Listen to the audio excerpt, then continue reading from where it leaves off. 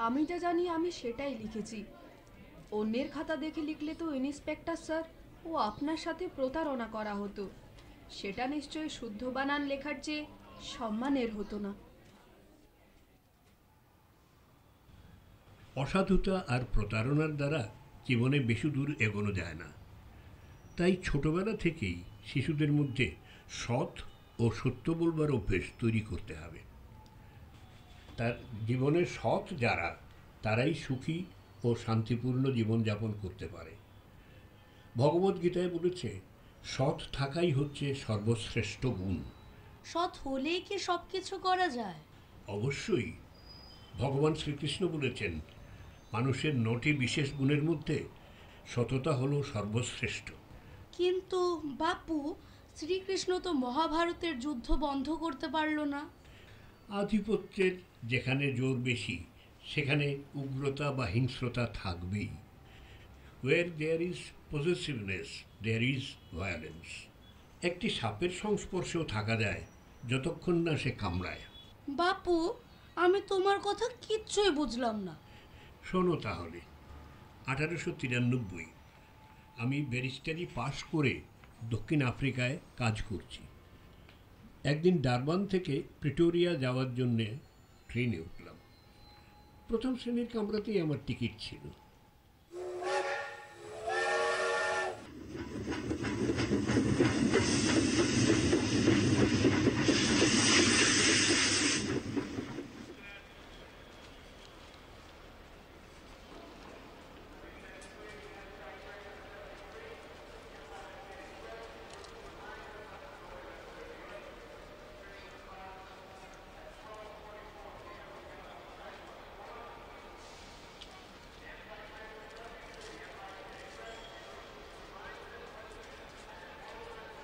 এই এই তুমি এখানে কি করে বসে আছো? ওঠো। এটাই তো আমার সিট। এটা তোমার সিট? হতেই পারে না। ওঠো ওঠো। হ্যাঁ, এটা আমারই সিট।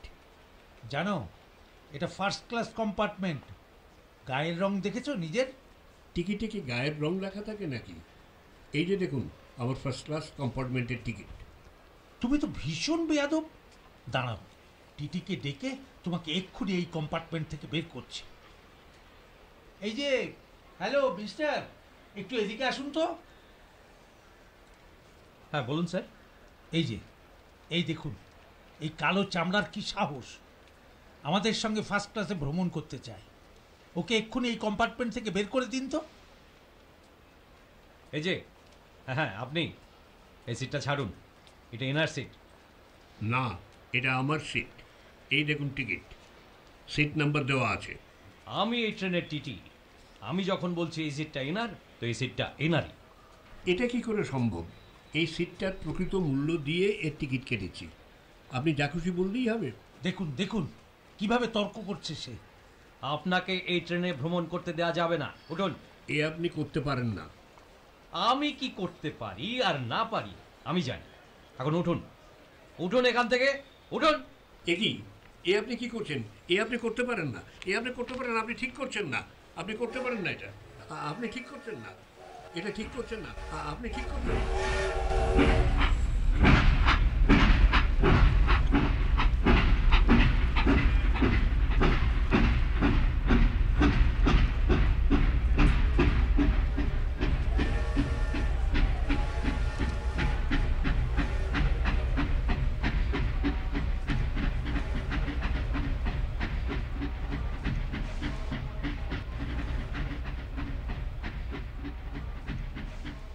আর এই ঘটনাই ব্রিটিশদের বিরুদ্ধে লড়ার জন্যে আমার মনকে উদ্বুদ্ধ করল।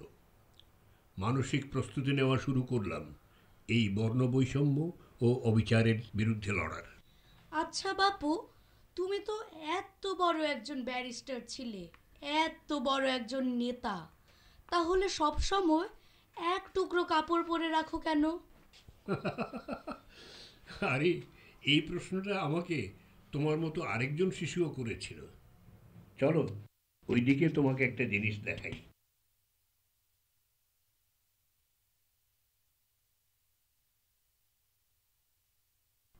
এটা কি? একে বলে চরকা। এটা দিয়ে কি করে? একে একটা হাতিয়ারও বলতে পারো, আবার ভারতের স্বাধীনতা সংগ্রামের একটা প্রতীকও বলতে পারো। তুমি যে এই জামা প্যান্ট পরে আছো, সেটা যে মেশিনে তৈরি হয় জানো? হ্যাঁ জানি। স্বাধীনতা আন্দোলনের সময়ে এই চরকায় হাতে ঘুরিয়ে তুলা থেকে সুতা তৈরি করে তা দিয়ে শাড়ি কাপড় তৈরি করতাম আমরা। বলো কি, এ তো অনেক পরিশ্রম। আমি চরকার সামনে তোমার অনেক ছবি দেখেছি। তুমি চরকা চালাতে জানো? গোপালকৃষ্ণ গোখলের আহ্বানে আমি দক্ষিণ আফ্রিকা থেকে দেশে ফিরি। ভারতে সে সময় ব্রিটিশ রাজ চলছে। পুরো উপমহাদেশের বাজার জুড়ে ইংরেজের পণ্য, আর ভারতে চলছে স্বদেশী আন্দোলন। যদিও আমাদের দেশে খাদি মানে স্বদেশী কাপড়ের প্রচলন বহু আগে থেকেই, আমি দেখলাম আমরা যদি আমাদের এই স্বদেশী কাপড়ের প্রচলন বাড়াতে পারি, তাহলে আমরা ইংরেজদের পণ্যকে বয়কট করতে পারব, স্বরাজ প্রতিষ্ঠা করতে পারব। তাই চরকা চালানো শিখি আর অন্যদেরও শেখার জন্য উদ্বুদ্ধ করতে থাকি। সব স্বদেশী কাপড়ই কি খাদি? খাদি শুধু একটা কাপড়ের নাম নয়, নিজেদের সচেতনতা ও অধিকার সমৃদ্ধ এক ঐতিহাসিক মাইল ফলক।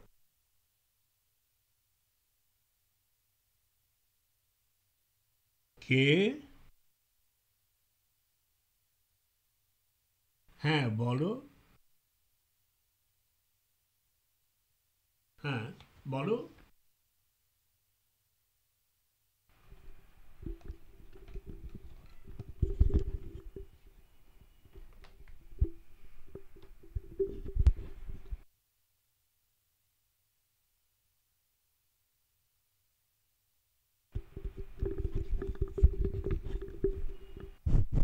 হ্যালো হ্যালো হ্যালো বাপু। হ্যাঁ বলো। আচ্ছা বাপু, আপনি ডান্ডি অভিযান কেন করেছিলেন? ডান্ডি অভিযান মানে লবণ আন্দোলন? হ্যাঁ। ব্রিটিশরা তো আমাদের ওপরে নানা রকমভাবে বিভিন্ন রকম জুলুম চালাতো। এরকমই একটা জুলুম লবণ নিয়ে করেছিল। আমাদের লবণ ব্যবহারের ওপরে অন্যায়ভাবে শুল্ক চাপিয়ে দিয়েছিল।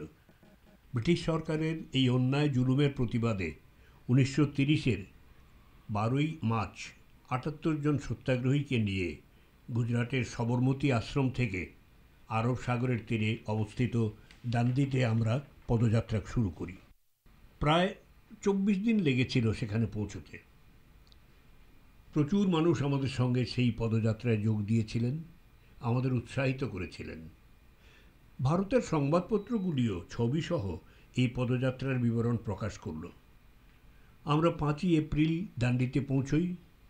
একদিন উপবাস ও প্রার্থনার পরে 6ই এপ্রিল সমুদ্রে স্নান সেরে আরব সাগরের জল থেকে লবণ তৈরি করে লবণ আইন ভঙ্গ করি।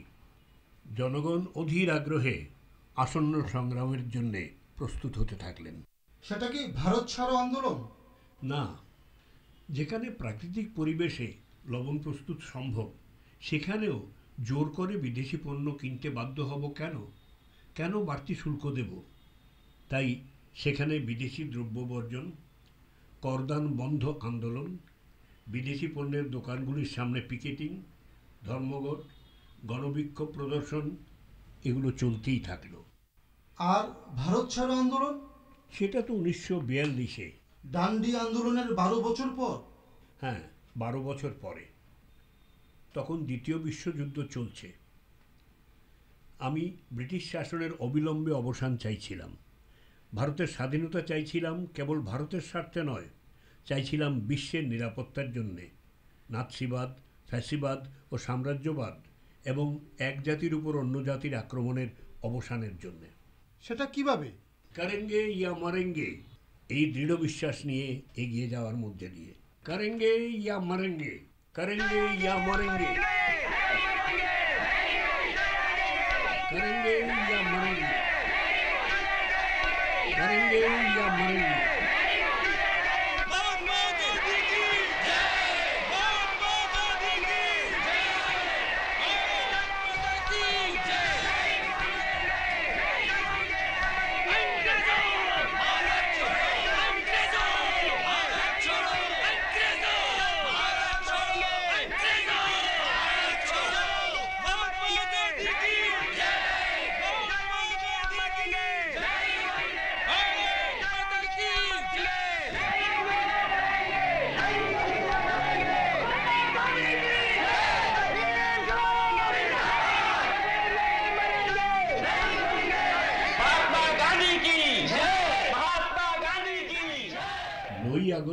1942-এর ভোর থেকেই ভারত ছাড়ো আন্দোলন শুরু হলো। মিছিল, মিটিং, পিকেটিং, হরতাল, বিদেশি পণ্য বর্জনের মধ্য দিয়ে ছাত্র, যুবক, মধ্যবিত্ত, শ্রমিক শ্রেণী ব্রিটিশ শাসনের বিরুদ্ধে প্রতিবাদে সোচ্চার হয়ে ওঠে। আন্দোলন এক গণ আন্দোলনের রূপ নেয়। ব্রিটিশ সরকার নিষেধাজ্ঞা জারি করলে আন্দোলন কোনো কোনো ক্ষেত্রে হিংসাত্মক রূপ নেয়।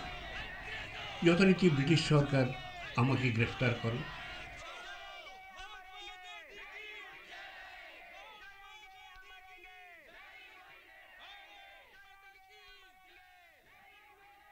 প্রকৃতপক্ষে 1942-এর ভারত ছাড়ো আন্দোলন ছিল ভারতবাসীর স্বাধীনতা সংগ্রামের শেষ পর্যায়ে।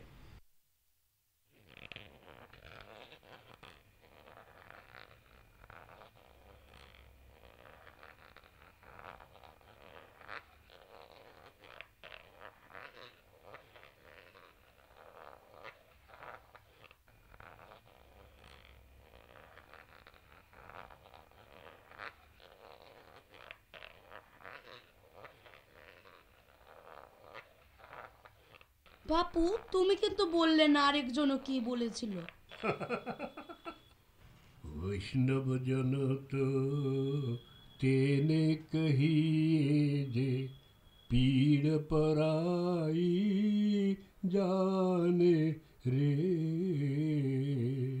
বৈষ্ণব জন তো তেনে কহিয়ে। আচ্ছা বাপু, তুমি অন্য জামা কাপড় না পরে শুধু সাদা কাপড়ের টুকরো পরে থাকো কেন? কাপড়গুলো কি অপরিষ্কার? না, পরিষ্কারই। তাহলে? কিন্তু তোমার সাথে যারা থাকে তারা কি সুন্দর জামা কাপড় পরে থাকে। ভালো ভালো জামা কাপড় পরার মতো এত পয়সা কি আছে আমার? ঠিক আছে, আমি মাকে বলবো তোমাকেও জামা সেলাই করে দিতে, তাহলে তুমিও পরতে পারবে। কিন্তু তুমি তোমার মাকে কয়টা জামা সেলাই করতে বলবে? কেন? তোমার কয়টা দরকার? একটা, দুটো, তিনটে? তোমার কি মনে হয় আমি একা? ঠিক আছে, তুমি একা পড়বে কেন? তোমার কয়জনের জন্য লাগবে বলো, আমি মাকে বলবো সবাইকে বানিয়ে দিতে। কিন্তু আমার 40 কোটি সন্তানের জন্যে তোমার মা কি পারবেন সেলাই করে দিতে? যদি পারেন তাহলে আমি তোমার মার সেলাই করা জামা পরব। 40 কোটি? কেন? আমি ভারতের 40 কোটি দরিদ্র জনগোষ্ঠীর একজন সদস্য।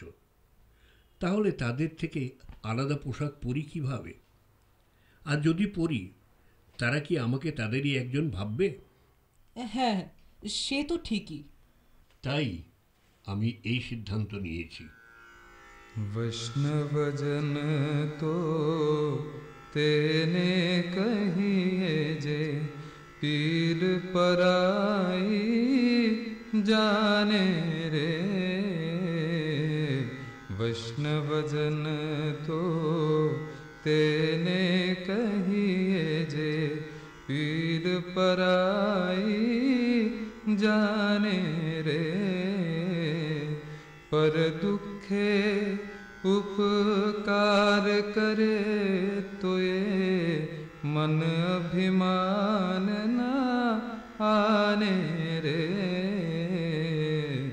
वैष्णवजन तो तेने कहिए जे पीर पराई जाने रे।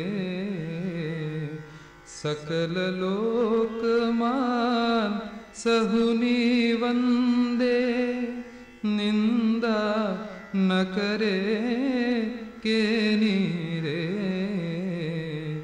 वाच काच मन निश्चल राखे धन धन जननी तेनी रे। वैष्णवजन तो तेने कहिए जे पीर पराई जाने रे। समदृष्टि ने तृष्णा त्यागी पर स्त्री जने मात रे। जिव्या थकी हसत न बोले परथन नव जल हाथ रे वैष्णव जन तो तेने कहिए जे पीर पराई जाने रे। तुम्हें होगा वैष्णव जन तो तेने कहिए जे पीड़ पराई जाने रे वैष्णव जन तो तेने कहिए जे पीर पराई जाने रे पर दुखे उपकार करे तुए मन अभिमान न आने रे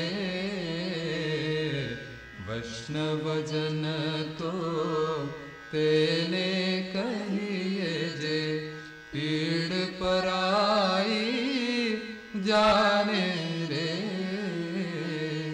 सकल लोक मान सहुने वंदे निंदा न करे तेनी रे वाच काच मन निश्चल राखे धन धन जननी तेनी रे वैष्णव जन तो तेने कहिए जे पीर पराई जाने रे वैष्णव जन तो तेने कहिए जे पीड़ पराई जाने रे।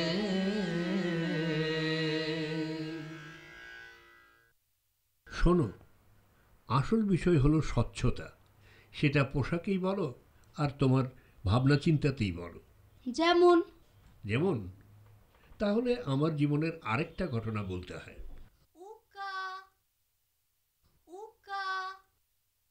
উক্কা চল দেখি কে আগে ওই খুঁটিটা ছুঁতে পারে। হ্যাঁ হ্যাঁ চলো। এই দেখ আমি আগে ছুঁয়ে ফেললাম। হ্যাঁ হ্যাঁ ঠিক আছে, এখন তুমি আমাকে ছুঁতে পারো কিনা দেখি। এই দেখ তুই আমাকে ছুঁতে পারবি না। না না আমি পারবো, আমি পারবো। না না আমি আগে চলে এসেছি। আমি চলে এসেছি। এই দেখ আমি চলে যাচ্ছি। না আমি পারবো, আমি পারবো। তুই ছুঁতে পারছিস না। আমি পারবো, আমি ধরে ফেলছি। এই দেখ আমি চলে যাচ্ছি। এই দেখ তুই আমাকে ধরতে পারবি না। আমি পারবো। আমি আগে চলে এসেছি। ছোটাছুটি বন্ধ করে এখানে এসো। আসছি। উক্কা আজকে আর খেলবো না, আবার কালকে। ঠিক আছে। মা কি হয়েছে, কেন ডেকেছো? যাও স্নান করে এসো। আমি তো কিছুক্ষণ আগেই স্নান করে এলাম মা। তুমি উক্কাকে ছুঁয়েছো। উক্কাকে ছুঁলে স্নান করতে হবে কেন? কারণ উক্কা মেথর, ওরা আমাদের নোংরা আবর্জনা পরিষ্কার করে, তাই ও তোমাকে ছুঁলে তুমিও নোংরা হয়ে যাবে। এটা তুমি কি বলছো মা? উক্কা মেথর বলে ও ছুঁলে আমি নোংরা হয়ে যাব? যা বলছি তাই করো। মা উক্কা ওরা আমাদের ময়লা আবর্জনা পরিষ্কার করে আমাদের সাহায্য করার জন্য, তাহলে তার ছোঁয়ায় আমি কিভাবে নোংরা হব? মোহন তুমি তো কখনো অবাধ্য হওনি। মা তুমি তো আমাকে রামায়ণে শুনিয়েছো, রামায়ণে পড়েছিও রাম গুহকা নামে এক চণ্ডালের সাথে মিশেছিলেন, তাহলে রামায়ণ নিশ্চয়ই আমাদের ভুল পথে চালিত করবে না।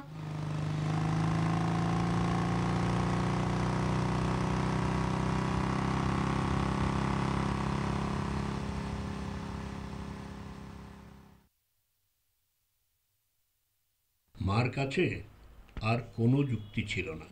তোমার মা এই নিয়ে আর কখনো কিছু বলেনি? না, পাশ্চাত্যের অনেক কিছুরই আমি সমালোচনা করেছি, কিন্তু পরিষ্কার পরিচ্ছন্নতা ওদের থেকেই আমি শিখেছি। আমি চেয়েছি এমনি একটা পরিচ্ছন্ন দেশ হোক আমার ভারত। আমি মনে করি sanitation is more important than independence. আমার কাছে স্বচ্ছতা স্বাধীনতার থেকেও বেশি গুরুত্বপূর্ণ। তুমি আমাদের স্বাধীনতা থেকেও স্বচ্ছতাকে এত গুরুত্ব দিচ্ছ? হ্যাঁ, আমাদের কিছু কিছু অভ্যাস, যেমন প্রত্যেক দিন দাঁত মাজা, খাওয়ার আগেও পরে ভালো করে হাত ধোয়া, রোজ স্নান করা, এগুলি যদি ছোট বয়স থেকে অভ্যাস করা যায় তাহলে পরিচ্ছন্নতা নিয়ে আমাদের ভাবতে হবে না। আবার পরিষ্কার পরিচ্ছন্নতার পাশাপাশি অস্বাস্থ্যকর অবস্থার জন্য যে সমস্ত রোগ হয় সেই সম্পর্কেও জানা দরকার। বাপু, তুমি তো স্বাধীনতার জন্য অনেক সংগ্রাম করেছো, কিন্তু এত ব্যস্ততার মধ্যে কি করে এত কিছু করতে পারলে? যদি তোমার ভাবনায় স্বচ্ছতা থাকে আর আদর্শে অবিচল থাকো তাহলে কোনো কিছুই বাধা হয়ে দাঁড়াবে না। আচ্ছা বাপু, তুমি জেলে গেছো? হ্যাঁ, দক্ষিণ আফ্রিকা আর ভারত মিলিয়ে বেশ কয়েকবারই গেছি। কি করতে সেখানে? ভালো প্রশ্ন করেছ। শোনো তাহলে, ভারতে এসে আমি প্রথম জেলে যাই 1922 সালে দেশদ্রোহিতার অপরাধে। আমাকে 6 বছরের জন্য কারাদণ্ডিত করা হলো। 18ই মার্চ আমাকে জেলে ভরা হলো। সেখানে আমি শরীরচর্চা, ধ্যান আর চরকা বুনতাম। জানো, জেলে থাকাকালীনই আমি আমার প্রথম বই মাই এক্সপেরিমেন্ট উইথ ট্রুথ বইটির লেখা শুরু করি। 1924-এ অসুস্থ হয়ে পড়ি। অ্যাপেন্ডিক্সের প্রচণ্ড ব্যথা আমায় কাবু করে ফেলে। ব্রিটিশ সরকার উদ্বিগ্ন হয়ে পড়ল, যদি গান্ধী জেলে মারা যায় তাহলে কি হবে?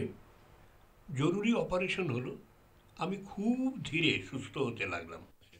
ব্রিটিশরা ভাবল এখনই সঠিক সময় ছেড়ে দেওয়ার, তাই আমাকে তাড়াতাড়ি ছেড়ে দিল। তখন তোমার বয়স কত ছিল? আমার জন্ম 1869 সালের 2 অক্টোবর, আর 1924 সালের 5ই ফেব্রুয়ারি আমায় ছেড়ে দেয়। এখন হিসেব করে দেখো তখন আমার বয়স কত ছিল? প্রায় 55। আমরা তো এতক্ষণ গল্প করলাম, কিন্তু তোমার নামই জানা হলো না এখনো। আমার নাম সবুজ। বাহ, খুব সুন্দর নাম। সবুজ, নবীন, তাজা, তরুণ। সবুজ, শোনো, কখনো মানবতার উপর বিশ্বাস হারিও না।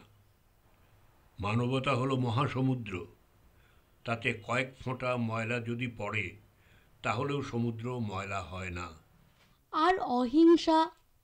অহিংসা হলো আমার বিশ্বাসের প্রথম শর্ত আর আমার ধর্মের শেষ শর্ত।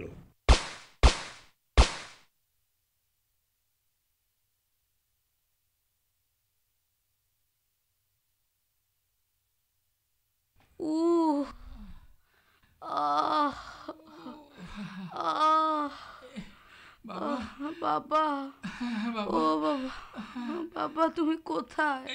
এই তো বাবা, বাবা খুব ব্যথা করছে বাবা। লেগেছে বাবা, কোমরে এমন জোরে মারলো। বাইকের নাম্বারটাও দেখতে পারলাম না। ও বাবা,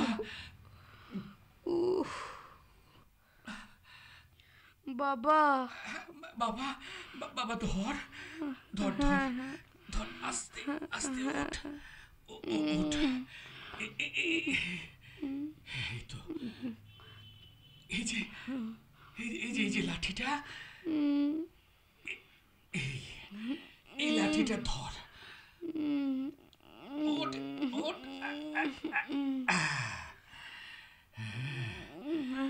সব ঠিক হয়ে যাবে, সব ঠিক হয়ে যাবে। নে ধর ধর, চল চল চল বাবা। হ্যাঁ, হাঁট হাঁট। হ্যাঁ বাবা, হ্যাঁ, চল চল চল চল চল। এই তো, বাহ, এই তো, চল। হ্যাঁ, লাঠিটা ভর্তি। এই তো চল পাবি। এই তো, এই তো। ঠিক আছে, ঠিক আছে, এগো। আয় আয়, চল এগো। এই তো, হাট, হ্যাঁ, জোর পাবি। লাঠিটায় ভর দে, জোর পাবি। হ্যাঁ। মহাত্মা।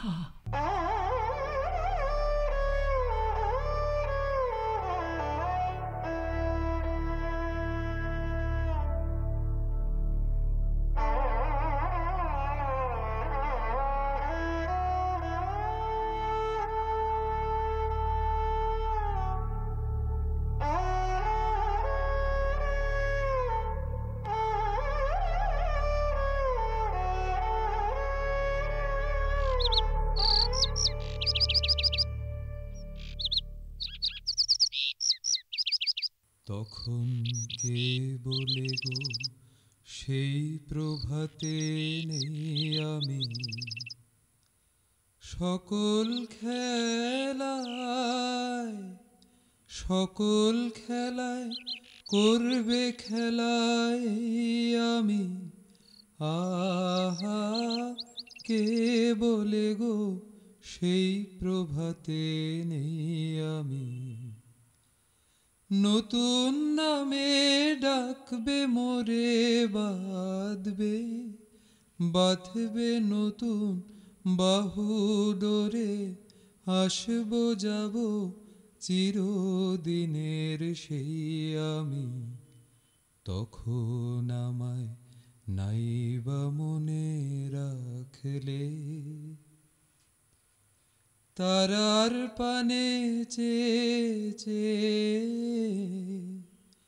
নাইবা আমায় ডাকলে, যখন পড়বে না মোর পায়ের চিহ্ন এই বাটে, আমি বাইব না মোর খেয়া তরি এই ঘাটে গো, যখন পড়বে না মোর পায়ের চিহ্ন এই বাটে।